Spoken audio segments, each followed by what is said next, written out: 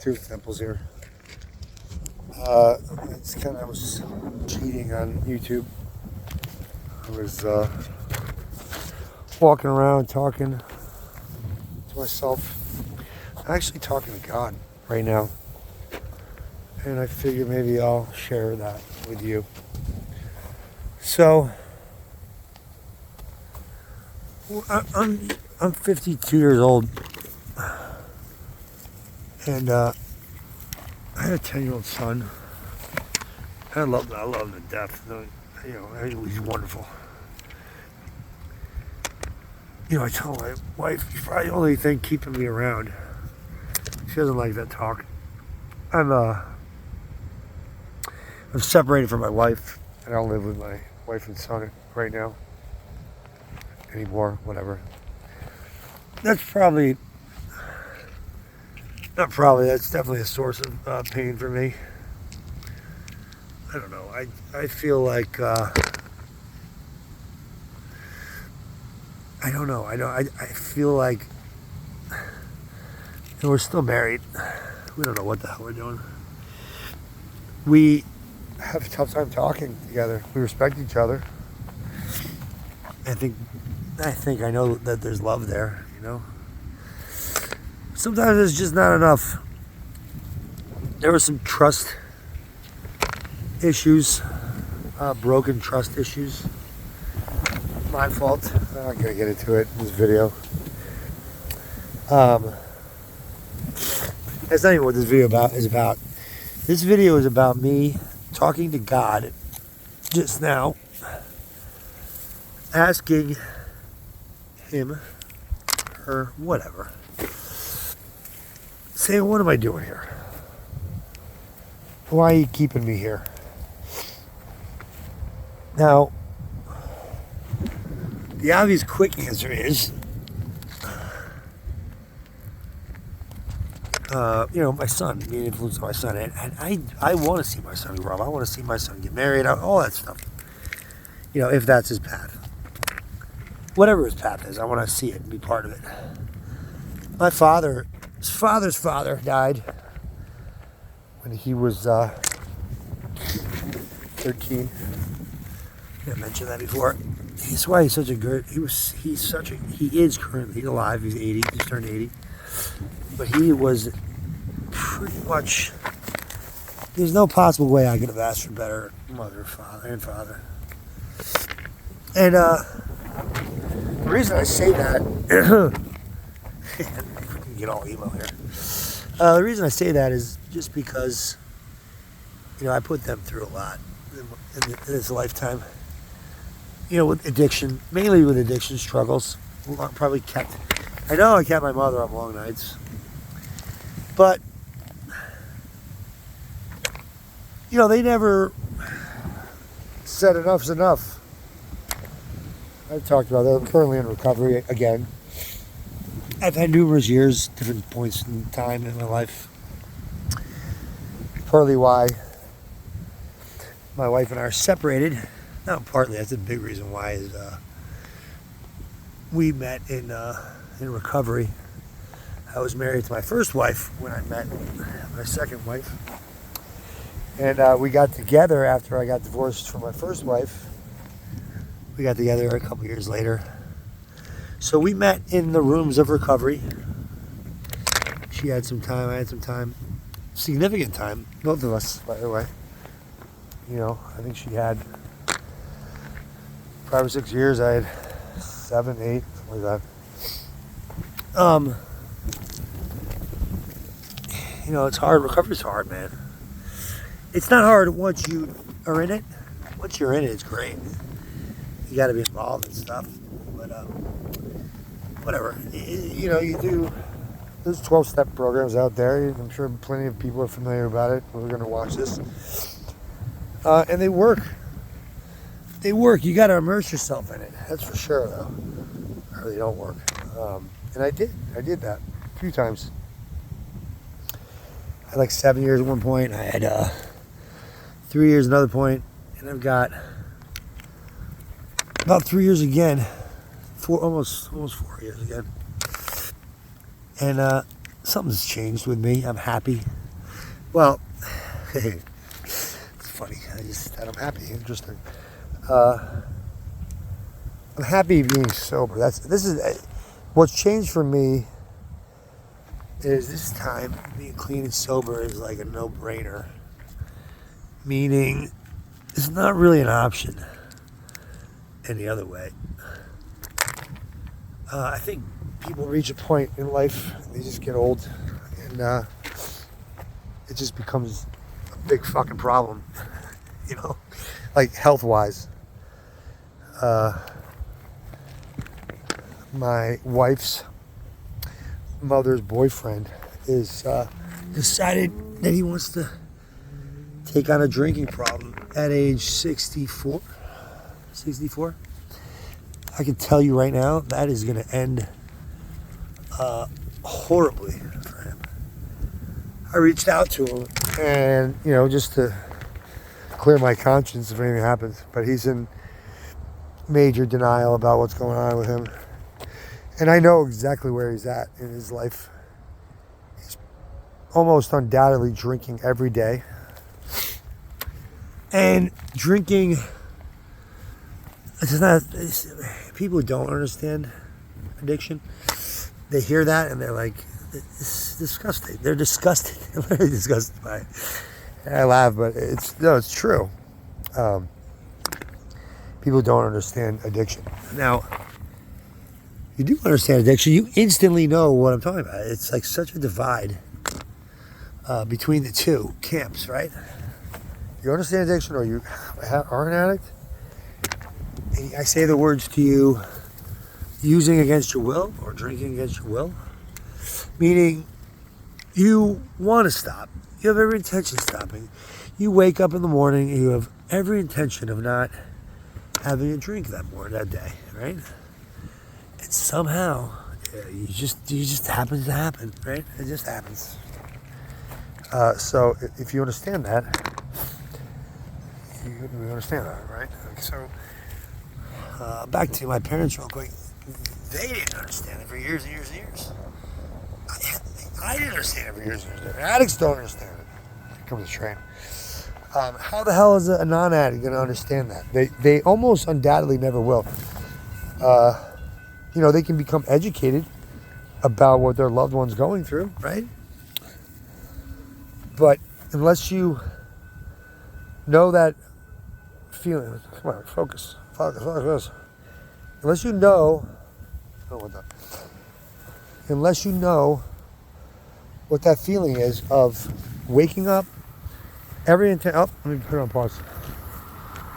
All right, well, let's watch the drink.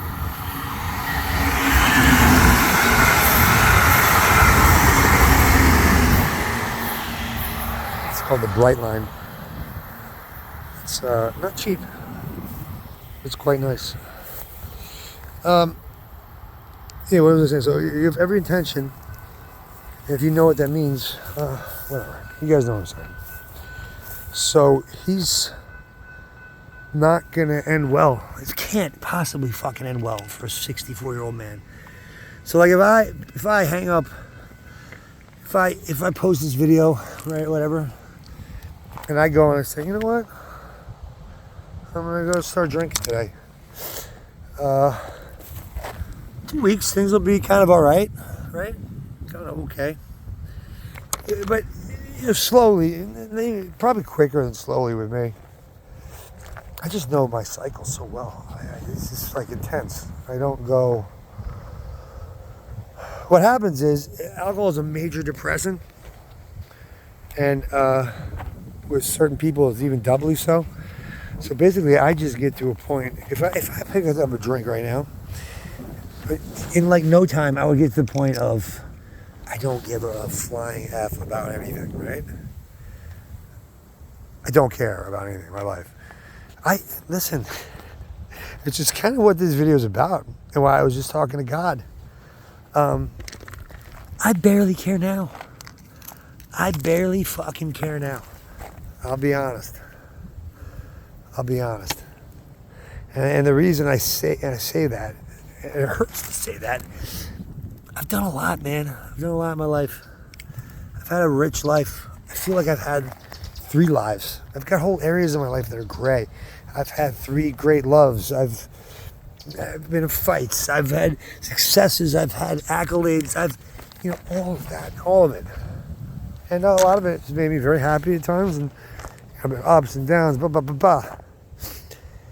And 50s, look at 50s, so, part of my problem is I'm still doing very physical work. Bending down and picking up rocks like I do isn't helping. But I do physical work, and I'm freaking tired. I'm tired. Tried doing other things. Not really good at anything else. So I do what I do, How do I want to wrap this video up? So, basically, I'm here talking to God. Say, God, what am I here? What am I here to do? Now, if the answer is just be there for your son, right? That's more than enough. More than enough. That's what I should do. That should be the answer, right? That should be the answer. There it is. I'm going to go with that for today. Definitely going to go with that for today. I think he wants me around. I'm a little upset. I'm bitter a little bit sometimes. Because, from age 0 to 6, I gave him a bath every night. I saw him every night and day. And now I get a phone call. I get the sad single dad phone call. And it's not really enough for me. I'm sure it's not enough for him. It can't be.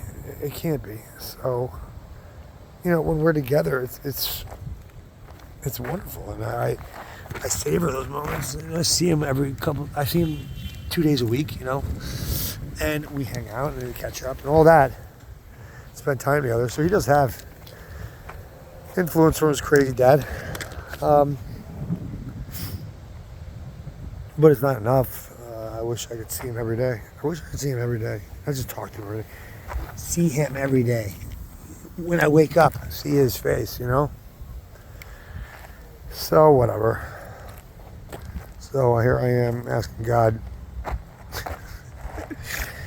why I'm being kept around.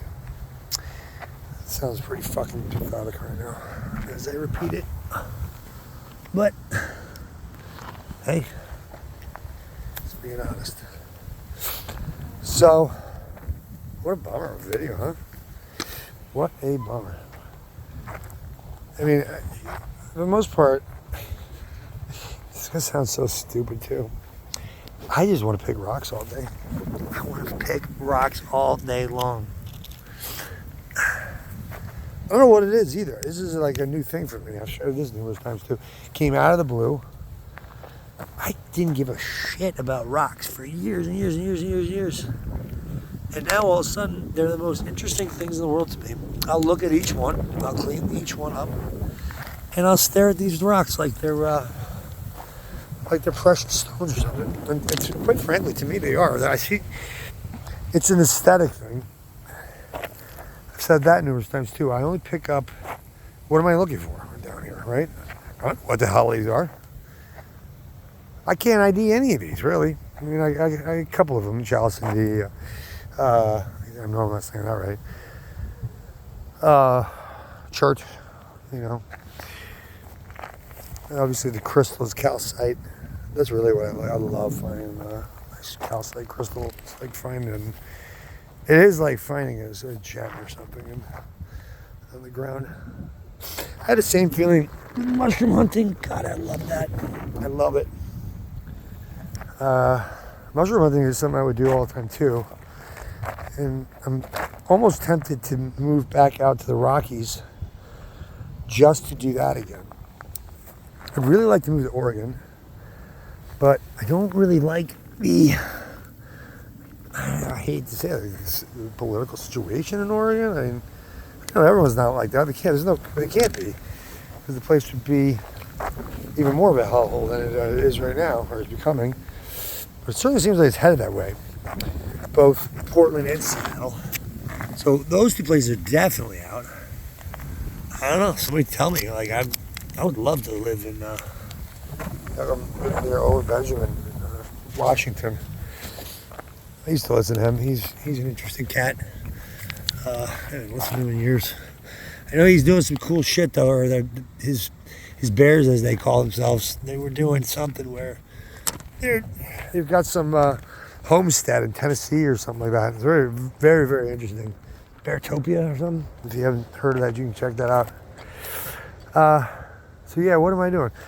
What the hell am I doing here? So I guess the question is, and we're gonna stop going up for a minute because I'm gonna go back to work and my body's starting to hurt. I guess the question is, what am I doing here? What do I mean by that? So I guess the real question is, should I be doing something different? Right? Don't judge. It's my last advice.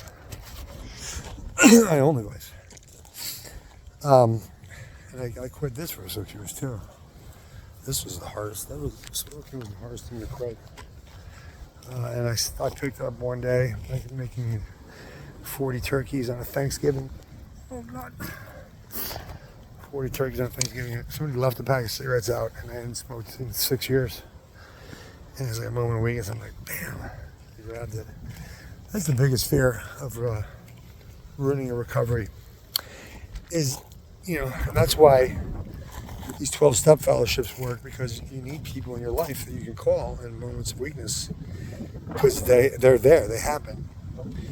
And do you have the gumption? If you're calling people regularly, talking to people regularly, it's a lot easier to call when you're thinking about taking a drink or popping a pill or whatever the hell it is, and you call someone to talk you out of that. Because you already know you shouldn't do it. If you know you're an addict, you're fucked. Right? So you shouldn't do it. So the problem, the danger is, you hit that point where you don't have anyone to call. Anyway, it's sidetracked. I get sidetracked so easily. So the question isn't,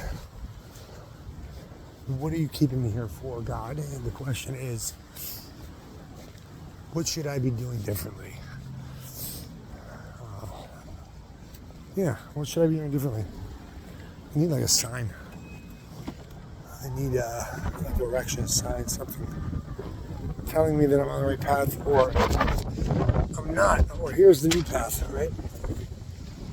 So that's what I mean by, what am I doing here? All right, checking out. Take care. God bless. Be well. Light and love. Love and light. Light and light. Bye.